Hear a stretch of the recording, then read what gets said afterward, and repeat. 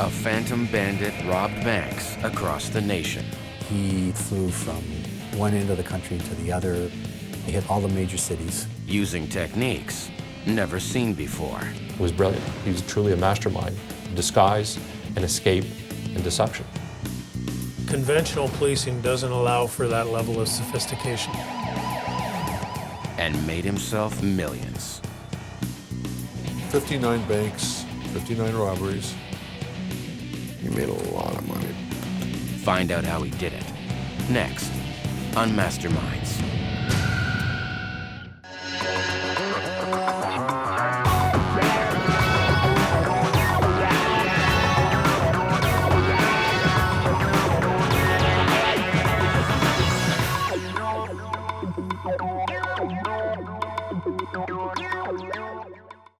In the mid-1980s, Canada was hit with a dramatic rise in bank robberies. Week after week, banks were being targeted, thousands of miles apart. Robberies are in Halifax, Montreal, Quebec City, Ottawa, Toronto, Winnipeg, Calgary, Vancouver. One end of the country to the other, visited all the major cities. At first, authorities didn't connect the robberies, investigating them as unrelated local crimes. We just weren't equipped back in 1985, 1986 to communicate city to city about bank robberies. Then, on April 2nd, 1987, police responded to a bank heist in downtown Regina, Saskatchewan. But when they raced to the scene, no one reported seeing a suspect fleeing the bank. The first thing we look for is who's running the opposite way. We're looking for cars that are taking off at a high rate of speed and all those types of factors. Inside the bank, detectives learned a lone robber had stolen $19,000 from a teller. First thing we want to know, how tall is the guy, how much does he weigh, his hair color, facial description, all those things. But the teller could only give a vague description of a man dressed like a construction worker. There were no other witnesses. They had a very difficult time trying to determine who he was. Surveillance tapes provided little evidence to go on. We kept it quiet. No yelling, screaming, waving guns around. The other employees inside the bank and the people in line behind him didn't know that a bank robbery was going down. The person that left the bank 1 minute later could not be identified. The thief had simply disappeared. Then, as police poured over the crime scene, the same robber struck a bank directly across the street. When the police are investigating the first robbery, he's in holding up the second bank. Again, the criminal had disappeared. The only reliable witness was a lone teller who described a completely different-looking thief. He would walk out and he became part of whatever the environment was. In an area swarming with police, the robber had found a way to vanish into thin air, $20,000 richer. We had nothing. He didn't leave any evidence behind, nothing incriminating. It was a difficult situation for the police to deal with. The crime was so audacious, news of it quickly spread. For the first time, authorities recognized they had a nationwide spree on their hands. Well, all our flags went up. All the regional investigators realized this was a significant problem. We'd become aware that this was a big-time thief out there with major scores. The phantom bandit police couldn't identify was Gilbert Galvan, an American fugitive who robbed over 50 Canadian banks and made himself millions. The question is, how did he do it?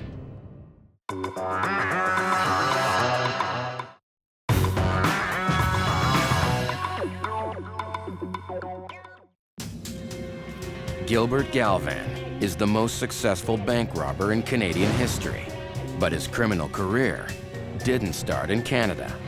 Gilbert was born in Los Angeles, and he comes from a very dysfunctional home. Alcoholism, drugs, prevalent in his family history, left him on his own and having to fend for himself. They sent him to military school, they sent him to private schools, and it didn't seem to help. In 1980, Galvan leaves home and travels throughout the States. And then one thing led to another, as in the case of most criminals, they start with little things and graduate. Before you know it, he was in prison.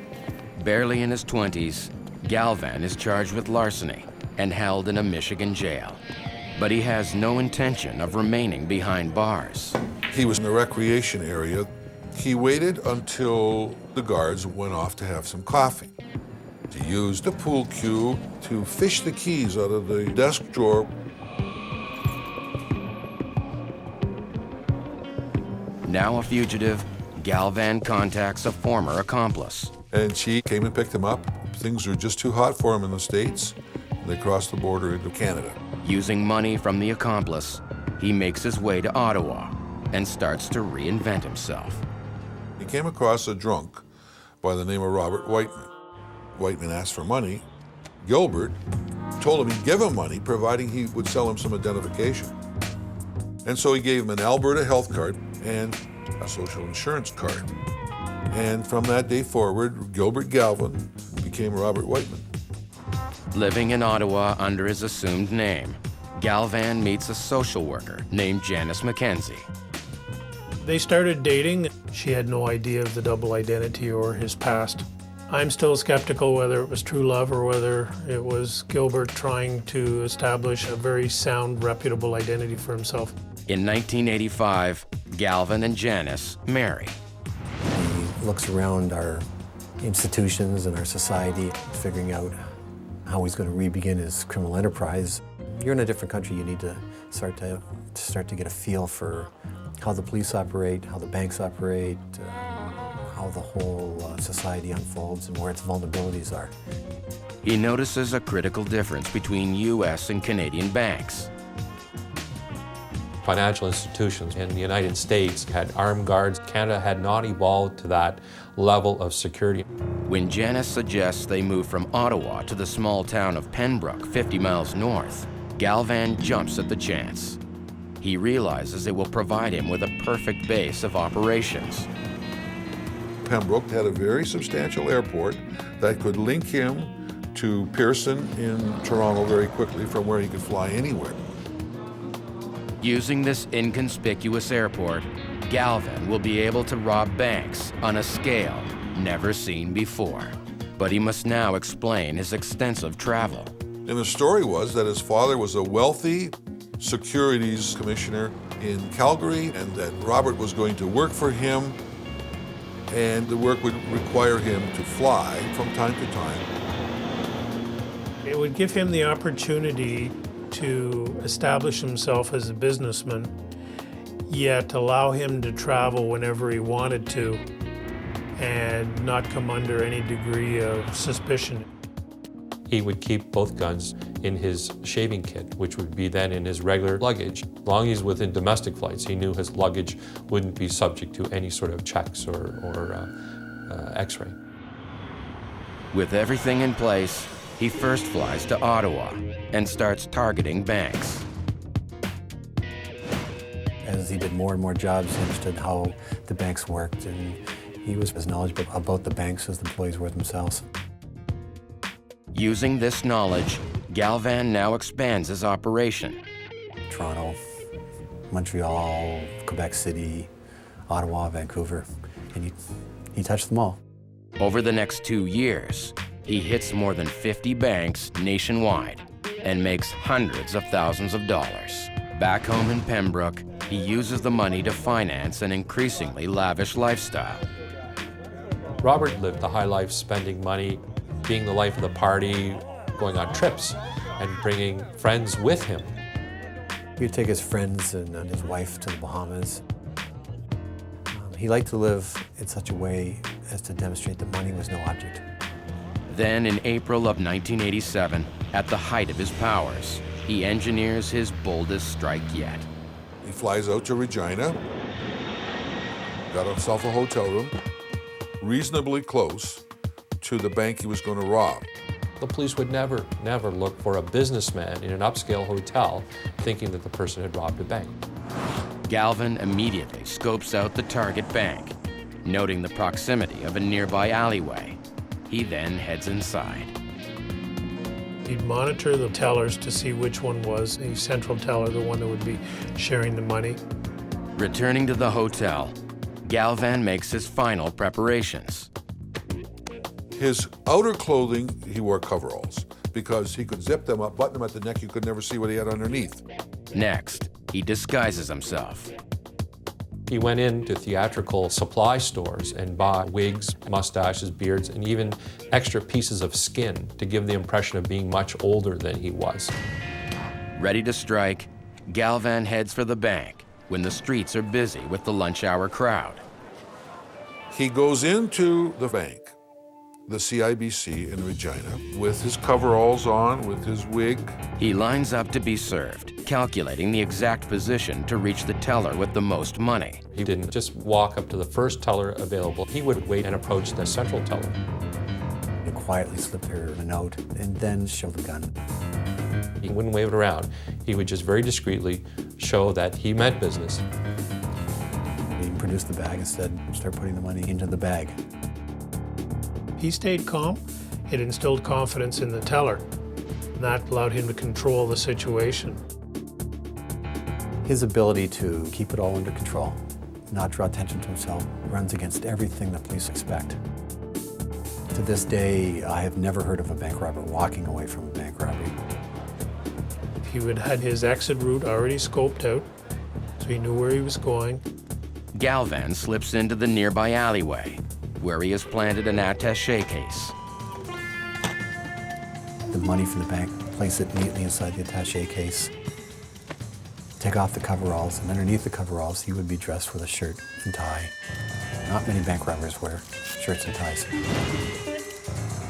His was very methodical. He would walk out and he would become part of the business community on the street. It would be very, very difficult for the police to identify him as a bank robber. It was brilliant. He was truly a mastermind. Disguise and escape and deception. Galvan makes off with $19,000. Went back to his hotel, changed his clothes, freshened up. But he then does the last thing anyone would expect. Another set of coveralls, and back he goes. Despite the area being overrun with police, Galvan hits the bank directly across the street, scoring another $20,000. But after ditching his disguise, he can't resist putting the finishing touch on his crime. Police, of course, were still there. They'd be taping it off and so forth. And he'd chat with them and talk. What's going on? What's the problem? Thereby totally deflecting any possible suspicion about him whatsoever. There's no way in the world any police officer would question him or even search his bag. It was just so unusual. It was brilliant. Some kind of a thrill he got out of that. The Phantom Bandit flies home $39,000 richer. Once again, police have no clues to his identity. But his amazing crime sprees soon finances a reckless new lifestyle that threatens to bring him down.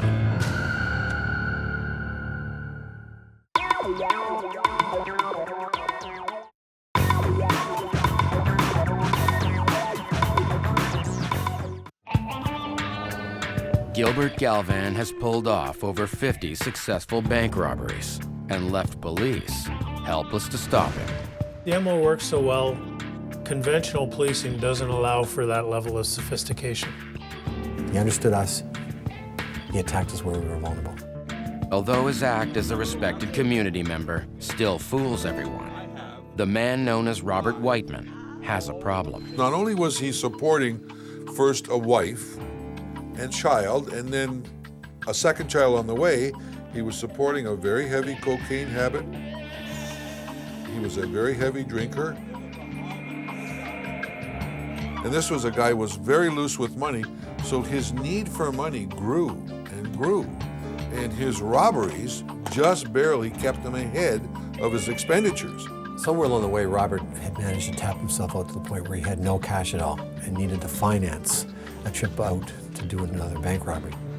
Galvan's problems eventually lead him to Ottawa's infamous Playmate Club. Anybody that was a who's who in the criminal world knew that the Playmate was the place to be. He's introduced to club owner Tommy Craig, also known as the biggest fence and loan shark in the city. I guess Robert was short a little bit of coin, and he come down and met me. He wanted to borrow Gino. I said, okay. I said, 10 will cost you 13. I said, I want it back in a week. And they said, fine. Galvin uses the loan to buy a plane ticket. Traveling as Robert Whiteman, he pulls another robbery in Calgary and is flush once again. On the street, you borrow, you pay. 5 days later, he walked in. He gave me back my bread. I said, you got class, kid. And from then on, we hit it off. When you're living the high life, you can go through enormous amounts of money, especially the cocaine. You blow through thousands of dollars a week and without any problem at all. So that just meant that he had to do more and more robberies. The more he stole, the more he continued to live life at a higher and higher scale. So it was spiraling up and up and up. Robert loved to spend money. On women, on gambling, on trips, on clothes, and on blow. At the bars, if he was getting cocaine, it was cocaine for everybody. If he was buying drinks, it was drinks for everybody. He was a player, a significant player, and everybody knew it. Galvin's heavy cocaine use leaves him increasingly desperate for cash. Robert wanted more. Banks weren't enough, and Tommy was the guy who was going to help him evolve into something bigger and better. Robert always asked me if there was more money in jewelry than banks. And I said, yes. The payoff for this would be huge.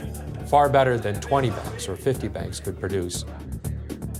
Galvin now decides to focus his robberies on high-end jewelry stores. But unlike banks, they have armed security guards. He quickly realizes he would have to change one element of the way he would pull off a robbery, and that is he would need a second person. So Tommy, at that point then, introduced him to a local Ottawa criminal by the name of Lee Baptiste. Lee Baptiste was a well-known street-level criminal. He was, as they would say, solid. He would follow orders. He would do as he was told. Gilbert wants the big one. He wants to see $100,000, $200,000. And the only place he sees in his mind that he can get it is the Burke store in Vancouver. On October 29, 1987, Galvin and his accomplice, Baptiste, fly to Vancouver to scope the target. Again, it was in his ideal location, central, downtown, and close to a large upscale hotel. It fit his pattern perfectly. But cocaine use has stripped Galvin of his usual cool. Gilbert turns aggressive. He's challenging the clerks, throwing people to the ground, totally out of context the way he's done business before. He makes off with $1.2 million worth of precious jewelry. But he also makes his first mistake. Galvin fails to notice that Baptiste has accidentally left a shotgun in the stairwell. And this first mistake threatens to be his last. The police examined the shotgun and realized it still had the serial number on it. So by running the serial number on the police computer, it came up as being stolen from a residential break-in in Ottawa. Fortunately for Ottawa police, the thief from that crime is known to them. We interviewed the suspect that committed the break-in where the shotgun came from. He told us he had fenced it to Tommy Craig. Tommy Craig is moving more product than Sears was moving. If you wanted a product, he likely had it. If you needed a gun to do a job, you could get a gun from him. Police also know Craig is the only man in town who can fence large amounts of jewelry. Everybody began to realize that maybe Ottawa is our place of origin for our Brooks Bandit. We were convinced that if we kept looking at Tommy long enough and hard enough, we would eventually see the Brooks Bandit show up.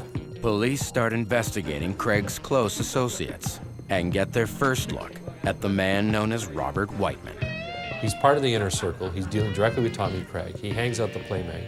We tried delving into the background, trying to find out who this Robert Whiteman was, and there was nothing. That just made our flags go up even higher and realizing that there was something wrong here, and we had to know more information about this guy. Whiteman becomes the prime suspect. Police set up surveillance on his house and start looking into his past. He had no income tax returns. He had no birth certificate. He wasn't registered anywhere as Robert Whiteman. Subsequent investigation on his father, his business, they were all bogus. The key piece of information that ultimately convinced the police that Robert Whiteman was the crook were his credit cards. He used his credit cards extensively when he traveled to do his crime. So he left a trail, he left a paper trail. Every time Robert Whiteman flew into a city and took a room in a hotel, there was a bank robbery the next day. Investigators gather enough evidence to arrest the Phantom Bandit. When he returns to Pembroke, the police are waiting. So they set up a couple of tactical squad members. They set them up at the airport and waited for Gilbert to fly home.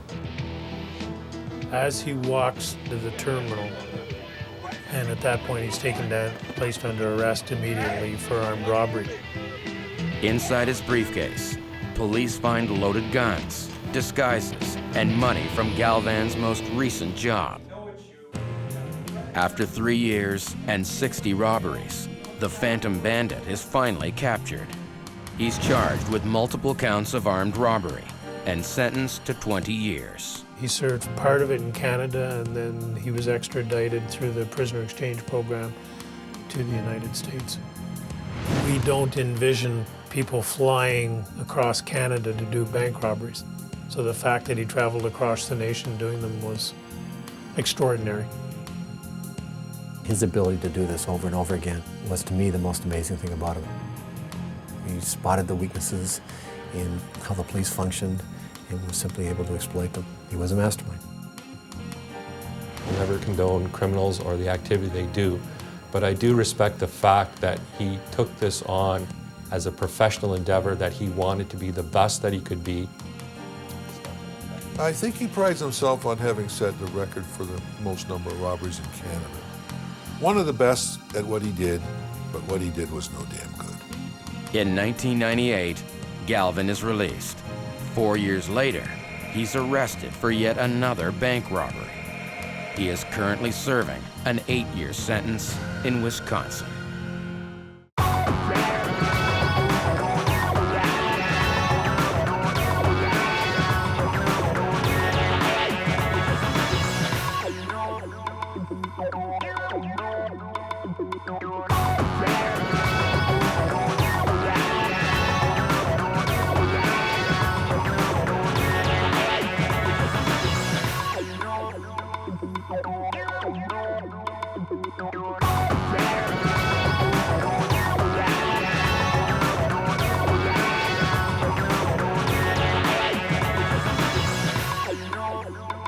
Thank you.